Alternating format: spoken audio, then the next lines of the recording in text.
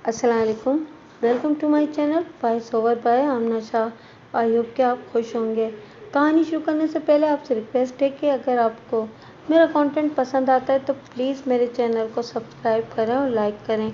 आइए कहानी का आगाज़ करते हैं। Order in my court please. जज ने चौबी हथौड़े की ज़रब के साथ तहकमान अंदाज में कहा। Order order. अदालत में एकाएक खामोशी छा गई।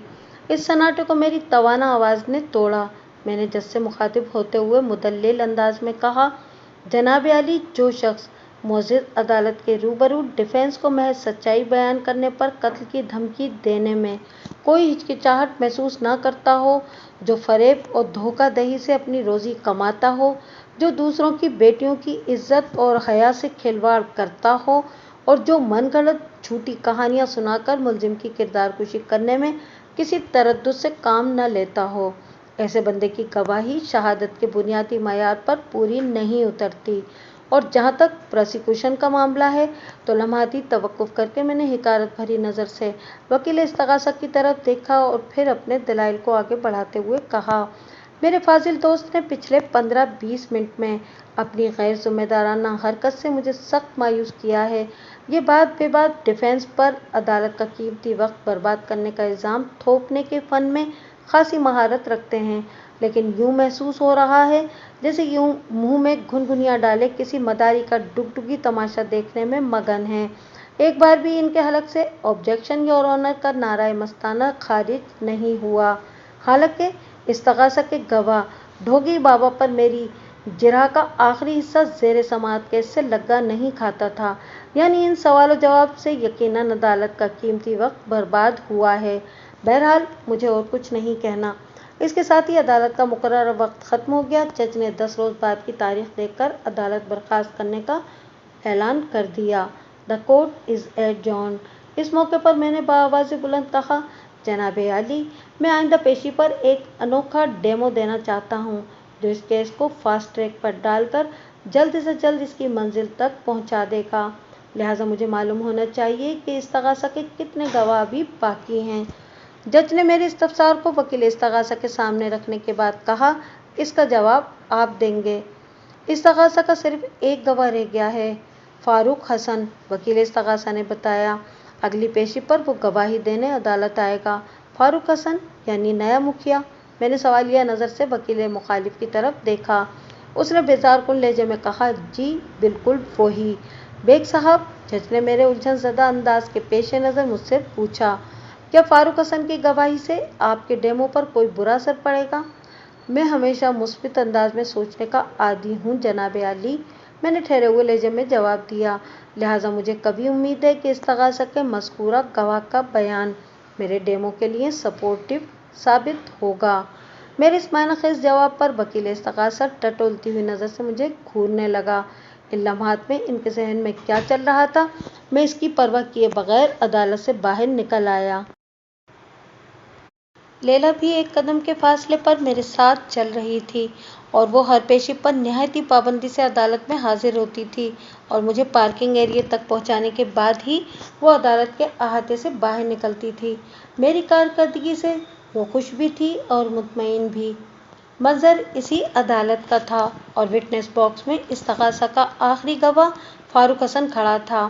फारूक की उम्र 50 के करीब थी। वो माइल व फरबी बदन का मालिक एक रौबदार शख्स था। उसका कद मुतनासिब और मूछें घनी थीं। कटहरे में खड़ा वो खासा पुरएतमाद नजर आ रहा था। वो अपना बयान हल्फी रिकॉर्ड करा चुका तो वकील इस्तग़ासा जिरह के लिए उसके नज़दीक चला गया। मेरी तवक्के के बरक्स वकील सरकार ने अपने गवाह को चंद सवालात के बाद फारिग कर दिया। इन सवालात में इन्हीं बातों का अहाता किया गया था जो इस्तग़ासा की जानिब से गाहे बगाहे अदालती कार्रवाई में सामने आते रही थीं। अपनी बारी पर मैंने सरसरी अंदाज में अपने काम का आगाज़ किया। फारूक हसन इस्तग़ासा का एक अहम गवाह और अपनी बिरादरी का मुखिया था, लिहाजा मैंने बहुत ही खास तरीके से इसकी घिसाई का अमल शुरू किया। सबसे पहले तो मेरी जानिब से आपको मुखिया बनने पर मुबारकबाद, मैंने उसकी आंखों में देखते हुए मादिल अंदाज में कहा। किसी बिरादरी का सरदार बनना कोई बच्चों का खेल नहीं, ये एक भारी जिम्मेदारी है। मुबारकबाद का शुक्रिया वकील साहब, उसने गहरी संजीदगी से जवाब दिया। आप बिल्कुल ठीक कह रहे हैं। वाकई लोगों की उम्मीदों पर पूरा उतरना कोई आसान काम नहीं है। बहरहाल मैं बस्ती वालों की खिदमत करने की अपनी सी कोशिश ज़रूर करूँगा। लोगों की उम्मीदों का जिक्र आपने खूब किया फारूक साहब। मैंने उसके आखिरी जुमलों पर तवज्जो दिए बगैर मायनेखेज अंदाज में कहा, इस मामले में तो आपकी बस्ती वाले कुछ ज़्यादा ही मुस्तैद साबित हुए हैं। वो उलझन ज़दा नज़र से मुझे तकते हुए बोला, आपकी बात मेरी समझ में नहीं आई वकील साहब। मेरे कहने का मकसद ये है कि आपके मुखिया बनने से पहले ही बस्ती वालों ने आपसे तवक्कुआत वाबस्ता कर ली थीं। मैंने चुपते हुए लहजे में कहा, जैसे उन्हें यकीन हो कि आप आजकल में मुखिया बनने ही वाले हैं। वो जुज़बुज़ होते हुए बोला, अब मैं इस बारे में क्या कह सकता हूँ जी, वो ही कहना जो आपने मोहम्मद इलियास से कहा था। क्या मतलब है आपका? वो बिकते हुए लहजे में पूछने लगा। क्या ये सच है कि आपने मोहम्मद इलियास से वादा कर रखा है कि आप इसके चोर भाई जमशेद को जमानत पर रिहा करवा देंगे? मैंने उसके चेहरे पर निगाहें जमाते हुए कहा, जिसके बदले में उसे भी आपका एक काम करना होगा। मेरा मतलब है मोहम्मद इलियास को। जमशेद की जमानत के लिए वकील का बंदोबस्त करने का मैंने इलियास से वादा किया था। वो मोहतात अंदाज में बोला, लेकिन इसके बदले में मैंने इसे कोई काम करने को तो नहीं कहा था। किसी से काम निकलवाने के मुख्तलिफ तरीके होते हैं। मैंने बदस्तूर इसके चेहरे को देखते हुए जुमाइनी अंदाज में कहा, क्या आप इस बात से इनकार कर सकते हैं कि बकुआ के रोज़ आपने मुलजिम को मकतूल के कमरे से न सिर्फ निकलते बल्कि मकतूल के कमरे का दरवाज़ा बंद करते हुए भी देखा था? ये एक हकीकत है। वो अटल लहजे में बोला, मैं भला इससे इनकार क्यों करूँगा? इनकार न करने का शुक्रिया, मैंने गोलमोल अंदाज में कहा। क्या ये सच है कि मुलजिम के मकतूल के कमरे से निकलने और कमरे का दरवाज़ा बंद करने वाली बात आपके मुंह से निकलकर मोहम्मद इलियास की समात तक पहुंची थी? इसके बाद ये बात चारों तरफ फैल गई और ये पॉइंट केस का अहम हिस्सा बन गया। जी ये सच है, उसने मुख्तसर जवाब दिया, गोया मुलजिम की जाए वारदात पर मौजूदगी के आप वाहिद ऐनी शाहिद हैं। मैंने तस्दीक तलब अंदाज में सवाल किया। मैं दावे से तो नहीं कह सकता कि इस रोज़ मेरे अलावा भी किसी और ने मुलजिम को करीम बख्श के कमरे से निकलते देखा था या नहीं। वो खफगी भरे लहजे में बोला, चलें किसी दूसरे तीसरे के जिक्र को गोली मारें, हम सिर्फ आपकी बात करते हैं। मैंने इस पर अपने अल्फाज का जाल फेंकते हुए कहा, आप अपनी जिम्मेदारी तो लेते हैं ना? कैसी जिम्मेदारी? वो मोहतात नज़र से मुझे देखते हुए बोला, अरे अब तो ऐसे घबरा गए जैसे कि मैं आपको ये जिम्मेदारी करने के लिए कह रहा हूँ कि साबिक मुखिया मरहूम और मकतूल करीम बख्श के साथ पेश आने वाले अंदोनाक वाक़े की जिम्मेदारी ले लें। मैंने इसकी आंखों में देखते हुए वजाहती अंदाज में कहा, मेरा मतलब था कि इस बात की जिम्मेदारी के वक़्वा के रोज़ यानी 14 मार्च की सपहर आपने मुलजिम लाली को मकतूल करीम बख्श के कमरे से निकलते अच्छी तरह देखा था। मैंने इजाफी लफ्ज़ अच्छी तरह पर दानिस्ता दबाव डाला था। इसने एक आसूदा सांस खारिज करने के बाद जवाब दिया, जी हाँ, अच्छी तरह ही देखा था। आपको कोई शक है वकील साहब? आखिरी जुमला उसने तीखे अंदाज में अदा किया तो मैंने जल्दी से कहा, नहीं जनाब, मैं भला आपके बयान को शक की नज़र से देखने की जुर्रत कैसे कर सकता हूँ? आपने यकीनन बहुत अच्छी तरह ही देखा होगा, इसीलिए मुझे कभी उम्मीद है कि वो मंजर अभी तक आपकी याददाश्त में महफूज होगा। मैं गलत तो नहीं कह रहा ना?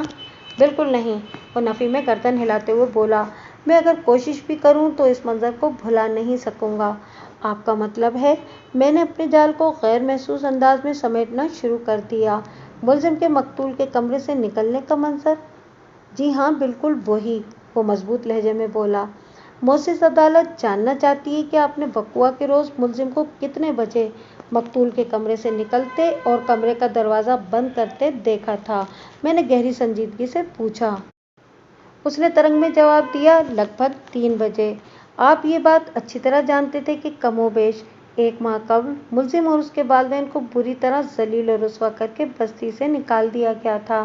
मैंने फारूक हसन के चेहरे पर निगाह गाड़कर कहा, इस तनाजुर में मुलजिम का मकतूल के कमरे से बरामद होना आपको अजीब सा नहीं लगा? आपने ये नहीं सोचा कि जिस शख्स के फैसले ने इन लोगों को बस्ती बल्कि बिरादरी ही से निकाल दिया था, मुलजिम इस बंदे के कमरे में भला क्या करने आया होगा? एक लम्हे के लिए तो वाकई मुझे नाकाबिले यकीन सा महसूस हुआ था। वो पुरसोच अंदाज में बोला, फिर मैंने यही सोचा कि हो सकता है मुलजिम अपने रवैये के लिए माफ़ी तलाफी करने के लिए करीम बख्श के पास आया हो। मतलब ये कि आपने मुलजिम के वहाँ से चले जाने के बाद भी मकतूल के कमरे में जाकर मकतूल से ये मालूम करने की कोशिश नहीं की कि मुलजिम इसके पास किस काम से आया था। उसने खुश्क लहजे में जवाब दिया, मैंने इसकी ज़रूरत महसूस नहीं की। चलें तो आपकी ज़रूरत की बात कर लेते हैं, मैंने सरसरी अंदाज में कहा। फिर चुभते हुए लहजे में इस्तफसार किया, आपको शिद्दत से अपनी बरादरी का मुखिया बनने की ख्वाहिश तो थी ना? मेरे इस दो टोक सवाल पर फारूक हसन का चेहरा मुतगय्यर हो गया। उसने हद दर्जा इज़्तिराबी लहजे में कहा, ये किस किस्म का सवाल है? Objection your honour. वकील इस्तगासा अपनी मौजूदगी का सबूत देते हुए फौरन से पेशतर गवाह की मदद को लपका। डिफेंस अपने उल्टे सीधे सवालों से मोअज़्ज़िज़ गवाह को हिरासा करने की कोशिश कर रहे हैं। अगर कोई शख्स अपनी कौम का लीडर बनने की ख्वाहिश रखता हो तो इसमें आखिर बुराई क्या है? मैंने तो ऐसा कोई फतवा जारी नहीं किया कि अपनी कौम या बरादरी की रहनुमाई काबिल ताज़ीर जुर्म है, मैंने बाआवाज़ बुलंद कहा। मेरे सवाल का हाँ या ना में मुख्तसर जवाब दिया जा सकता है, इस पर इतना एतराज़ किस लिए? Objection over ruled. जज ने इस्तगासा के एतराज़ को रद्द करते हुए भारी भरकम आवाज़ में कहा, फिर मेरी तरफ देखते हुए इन अल्फाज में इजाफा कर दिया, defence please proceed further. Farooq Hasan साहब, मैंने इस्तगासा के गवाह की आंखों में देखते हुए ठोस अंदाज में कहा, थोड़ी देर पहले आपने मोअज़्ज़िज़ अदालत को बताया है कि वक़ुआ के रोज़ आपने मुलजिम को मकतूल के कमरे से निकलते और कमरे का दरवाज़ा बंद करते इतनी वजाहत के साथ देखा था कि वो मंजर अपनी तमाम तर जुज़ियात के साथ आज भी आपको याद है और आप चाहें भी तो उसे भुला नहीं सकते।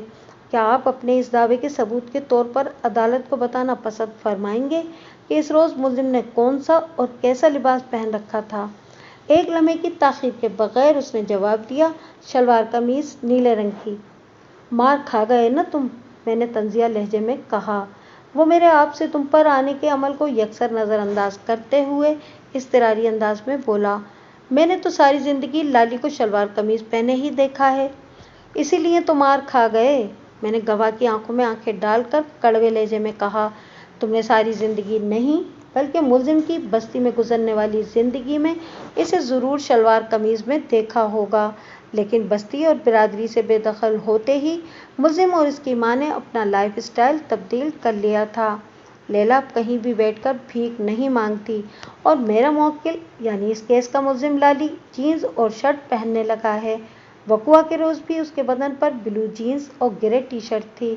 फिर मैंने रूए सुखन जज की जानिब मोड़ते हुए मजबूत लहजे में कहा, योर ऑनर, इस्तगासा के गवाहान आमिल बाबा, किबला जनाब और नए मुखिया फारूक हसन में कांटे का मुकाबला दरो कोई चल रहा है।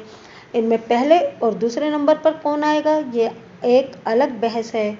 मैं इस मुबाहिसे को छेड़कर अदालत का कीमती वक्त ज़ाया नहीं करना चाहता, क्योंकि आज की तारीख पर मुझे हस्बे वादा एक डेमो भी देना है। जनाब आली, वकील इस्तगासा मेरी बात मुकम्मल होने से पहले ही बोल उठा, मेरे फाजिल दोस्त के पास इस दावे का क्या सबूत है कि मुलजिम ने वक़ुआ के रोज़ ब्लू जीन्स और ग्रे टी शर्ट पहन रखी थी? Objection sustained. जज ने ठहरे हुए लहजे में कहा, बेग साहब, बारे सबूत आपके सर आ गया है। बेशक बारे सबूत मेरे ज़ुम्मे और बारे तरदीद अदालत के ज़ुम्मे, मैंने चटानी लहजे में कहा। मुझे उम्मीद बल्कि यकीन है कि मेरे सबूत फराहम करते ही मोअज़्ज़िज़ अदालत इस्तगासा के एतराज़ को रद्द करने में एक लम्हे की देर नहीं लगाएगी। डिफेंस अपने वादे का सबूत पेश करे, जज ने दबंग लहजे में कहा। जनाब आली, मुलजिम ने इज़्ज़त की रोज़ी कमाने के लिए काले पुल पर फ्रूट का ठेला लगा लिया था, मैंने वजाहत करते हुए कहा।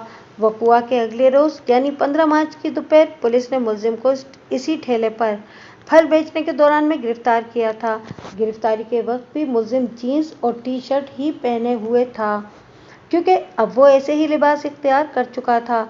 लेकिन मैं ख़ास तौर पर 14 मार्च की सहपहर का जिक्र करूँगा, जब 2 और 4 बजे के दरमियान साबिक मुखिया मकतूल करीम बख्श को मौत के घाट उतारा गया था। लम्हाती तवक्कुफ़ करके मैंने गहरी सांस खारिज की, फिर सिलसिला दलाइल को आगे बढ़ाते हुए कहा, मुलजिम काला पुल के जिस मकाम पर फल का ठेला लगाता था, इसके ऐन सामने सफदर हुसैन नामी एक शख्स का मकान है। सफदर हुसैन ने वकूआ की सपहर लगभग 3 बजे मुलजिम के ठेले से कीनू और केले खरीदे थे। सफदर हुसैन इस अमर का गवाह है कि इस रोज़ मुलजिम ने ब्लू जीन्स और ग्रे टी शर्ट पहन रखी थी। तो आप अगली पेशी पर सफदर हुसैन को सफाई के गवाह की हैसियत से अदालत में पेश करना चाहते हैं? वकील इस्तगासा ने तीखे लहजे में कहा। अगली पेशी किसने देखी है मेरे फाजिल दोस्त? मैंने वकील मुखालिफ की फेंकी हुई ईंट का जवाब पत्थर से देते हुए कहा। सफदर हुसैन इस वक्त अदालत के कमरे में मौजूद है। गुज़िश्ता पेशी पर जब आपने अदालत को बताया था कि इस पेशी पर नए मुखिया फारूक हसन को अदालत में लाया जाएगा, तो मैंने इसी वक्त इस्तगासा के गवाह को काउंटर करके बंदोबस्त कर लिया था। मेरी इस कारी ज़र पर वकील इस्तगासा और इंक्वायरी ऑफिसर उलझनज़दा नज़र से मुझे तकने लगे। जज ने मेरी तरफ देखते हुए तहमाना अंदाज में कहा, डिफेंस अपने गवाह को पेश करे। आइंदा 15-20 मिनट में सफाई के गवाह सफदर हुसैन ने अपना बयान हल्फी रिकॉर्ड कराने के बाद मेरे दावे की तस्दीक कर दी। योर ऑनर, मैंने जज से मुखातिब होते हुए कहा, यह साबित हो गया कि वकूआ के रोज़ यानी 14 मार्च की सपहर 2 और 4 बजे के दरमियान मुलजिम चाय वकूआ से कई किलोमीटर्स की दूरी पर फल फरोशी में मसरूफ़ था और उसके जिस्म पर नीला शलवार कमीज़ नहीं बल्कि ब्लू जीन्स और ग्रे टी शर्ट थी। इन ठोस हक़ाइक़ की रोशनी में ये साबित हो जाता है कि मकतूल करीम बख्श को मौत के घाट उतारने वाला मेरा मौक्किल नहीं बल्कि कातिल कोई और शख्स है। That's all your honour. मेरे खामोश होने पर जज ने गुस्सीली नज़र से फारूक हसन को घूरा। फारूक गड़बड़ा गया और लुकनज़दा लहजे में बोला, सर, मैंने जो देखा वही बताया है। वकील साहब को मेरी बात का यकीन नहीं आ रहा तो मैं यहाँ से चला जाता हूँ। अपनी बात के इख्तिताम पर फारूक हसन ने विटनेस बॉक्स से बाहर निकलने के लिए कदम उठाया ही था कि मैंने वार्निंग देने वाले अंदाज में चिल्लाकर कहा, ओ मुखिया, तुम कहाँ चल दिए? अभी तो मैंने साबिक मकतूल मुखिया करीम बख्श की गर्दन कटने का डेमो भी देना है। ये तुम्हारी या मकतूल मुखिया की पंचायत नहीं कि अपनी मर्जी से इन या आउट होते रहोगे। अभी मैं यहाँ पर जो ड्रामा स्टेज करने वाला हूँ, इसे देखे बगैर तुम इस कमरे से बाहर नहीं जा सकते और मौजूद अदालत की इजाज़त के बना तो बिल्कुल भी नहीं, और इसके बाद भी नहीं। चुपचाप कटहरे में खड़े रहो। जज ने फारूक हसन की तरफ देखते हुए बरहमी भरे लहजे में कहा। फिर मुझसे मुखातिब होकर इन अल्फाज में इजाफा कर दिया, बेग साहब, आप डेमो दें। मैंने इस डेमो के लिए एक मर्दाना डिमी का इंतज़ाम कर रखा था। आपने मुख्तलिफ बुटीक और लेडीज़ एंड जेंट्स सूट फ़रोख्त करने वाली दुकानों में ऐसी डिमीज़ ज़रूर देखी होंगी जिन्हें शॉप वाले ड्रेसअप करके खड़ा कर देते हैं, जिनकी मदद से ये ज़ाहिर करना मकसूद होता है कि वो लिबास ज़ेब तन करने के बाद कोई मर्द या कोई औरत कैसा दिखाई देगा। जज की जानिब से मिलने वाली इजाज़तनुमा हुक्म सुनते ही मैं अपने काम में मसरूफ़ हो गया। मैंने जिस मर्दाना डमी का बंदोबस्त किया था, इसे एक चौबी मेज़ पर चित लिटा दिया। फिर इंक्वायरी ऑफिसर को मुखातिब करते हुए इस्तफसार किया, सब इंस्पेक्टर साहब, जब आप जाए वारदात पर पहुँचे तो मुर्दा मकतूल इसी पोजीशन में अपनी चरपाई पर पड़ा हुआ था ना? जी बिल्कुल यही पोजीशन थी। तफ्तीशी अफसर ने इस्पात में गर्दन हिलाते हुए जवाब दिया। आपकी एक बात के जवाब में मैंने कहा था कि कातिल ने मकतूल की गर्दन को जिस जाविये से निशाना बनाया था, इस पर मुझे तफसीली बात करना है। मैंने इसकी आंखों में देखते हुए पूछा, याद आया? जी बिल्कुल याद है, वो मजबूत लहजे में बोला। और आपने ये भी कहा था कि अभी नहीं, बाद में। हाँ, वो बात अब आ गया है, मैंने सरसरी अंदाज में कहा। फिर मसनूई संजीदगी का नाटक करते हुए इन अल्फाज में इजाफा किया, मुझे कल ही पता चला है कि आप और वकील इस्तगासा में से कोई एक लेफ्ट हैंड है। मैंने दानिस्ता वकील इस्तगासा को इसके साथ नथी कर दिया था, हालांकि मुझे अच्छी तरह मालूम था कि आईओ लेफ्ट हैंडर और वकील इस्तगासा राइट हैंडर था, और ये मालूमात मैंने इसी केस की इब्तिदा ही में हासिल कर ली थी। लाली से जेल में मुलाकात करने के फ़ौरन बाद मैं इस मुहिम में लग गया था कि इस केस से जुड़े हुए तमाम अहम और गैर अहम अफराद में से कौन राइट हैंडर है और कौन लेफ्ट हैंडर। सिर्फ मैं बाएं हाथ से काम करने का आदी हूँ, इंक्वायरी ऑफिसर ने मेरी बात के जवाब में कहा। वकील इस्तगासा तो राइट हैंडर हैं। मेरे फाजिल दोस्त को तो लेफ्ट और राइट से कोई फ़र्क ही नहीं पड़ता। मैंने सुलगाने वाले अंदाज में वकील इस्तगासा की जानिब देखा, फिर आईओ से कहा, इस डेमो में आप दोनों हजरात मेरा साथ देंगे। इन दोनों ने उलझनज़दा नज़रों से एक दूसरे की तरफ देखा, फिर बैक ज़बान होकर बोले, हमें क्या करना होगा? आप लोगों ने बारी बारी करीम बख्श की गर्दन काट कर इसे मौत की नींद सुलाना है। मैंने सरसराती हुई आवाज़ में कहा। ये आप क्या कह रहे हैं बेग साहब? आइयो ने सरासीमा लहजे में इस्तफसार किया। वकील इस्तगासा उकताहट भरे लहजे में बोला, ये कैसा बेहुदा मजाक है? ये कोई मजाक है और ना ही ड्रामा। मैंने सनसनीखेज लहजे में कहा, ये सब आपके हाथों से आपकी आंखों के सामने होगा, मगर किसी फल काटने वाली छुरी की मदद से नहीं, बल्कि एक बोल्ड मार्कर से। और गर्दन मुखिया करीम बख्श के बजाय इस मर्द की डमी की होगी जो आपके सामने चौबी मेज पर लेटा हुआ है। मेरी इस वजाहत के बाद इनकी जान में जान आई। इंक्वायरी ऑफिसर ने एक मुतमईन सांस खारिज करने के बाद कहा, ठीक है, मैं आपके डेमो का हिस्सा बनने को तैयार हूँ, बताएं क्या करना है? वकील इस्तगासा मादिल अंदाज में बोला। मैंने अपनी कोट की जेब में से एक ब्लैक बोल्ड परमानेंट मार्कर निकालकर आइयो को थमा दिया और कहा, आप इस डमी के सराहने खड़े होकर ब्लैक मार्कर की मदद से डमी की गर्दन पर इसी जाविये से एक लाइन लगाएं जिस जाविये पर कातिल ने छुरी चलाकर मकतूल को मौत के घाट उतारा था। मुझे उम्मीद है कि आप मेरी बात समझ गए होंगे। 100% समझ गया हूँ, वो पुरजोश लहजे में बोला। मैंने सर से मखसूस इशारा करते हुए कहा, तो फिर बिस्मिल्लाह करें। इंक्वायरी ऑफिसर ने मेरी हिदायत के मुताबिक डमी मर्द की गर्दन पर नरखरे से लेकर बाएं कान की लो तक एक स्याह कौसनुमा लकीर खींच दी। मैंने इसका शुक्रिया अदा करने के बाद रूए सुखन वकील इस्तगासा की जानिब फेरा और एक रेड बोल्ट मारकर उसे देते हुए कहा, आप भी डमी मर्द के सिरहाने खड़े होकर आइयो साहब वाले अमल को दोहराएंगे। वकील इस्तगासा ने चुपचाप मेरी फरमाइश पूरी कर दी। इस कार्रवाई के नतीजे में डमी मर्द की गर्दन पर नरखरे से लेकर दाएं कान की लो तक एक सुर्ख कौसनुमा लकीर खिंच गई। इन ब्लैक एंड रेड लकीरों के दरमियान बमुश्किल 3 मिलीमीटर का फासला होगा। मैंने मर्द की डमी को चौबी मेज से उठाकर जज के सामने मेज पर रख दिया और ठहरे हुए लहजे में बोलना शुरू किया। जनाब आली, इस डमी मर्द की गर्दन पर बाएं हाथ से काम करने वाले इंक्वायरी ऑफिसर ने जब अपने हाथ को एंटी क्लॉकवाइज अंदाज में हरकत देते हुए स्याह लकीर लगाई तो इस लकीर का इख्तिताम डमी के बाएं कान के नीचे हुआ। इसके बरक्स दाएं हाथ से काम करने के आदी मेरे फाजिल दोस्त ने जब अपने दाएं हाथ को क्लॉकवाइज हरकत देते हुए सुर्ख लकीर खींची तो इस लकीर का खात्मा डमी के दाएं कान के नीचे हुआ। अब मैं इस केस के तफ्तीशी अफसर जनाब सब इंस्पेक्टर करामत अली से चंद एक अहम सवाल करना चाहूँगा। ड्रामाई अंदाज में तवक्कुफ करके मैंने हाजरीन अदालत पर एक तायराना निगाह डाली, फिर इंक्वायरी ऑफिसर से इस्तफसार किया। आपने क्राइम सीन की मैचिंग की थी और आपके फोटोग्राफर ने मकतूल की कटी हुई गर्दन की तस्वीर भी बनाई थी। अगरचे इस केस की इब्तिदा पर भी मैं इस हवाले से आप पर काफ़ी जिरा कर चुका हूँ, लेकिन अब आप फाइनली मोअज़्ज़ज़ अदालत को बताएं कि मकतूल की गर्दन स्याह लकीर के जाविये पर काटी गई थी या सुर्ख लकीर के जाविये पर।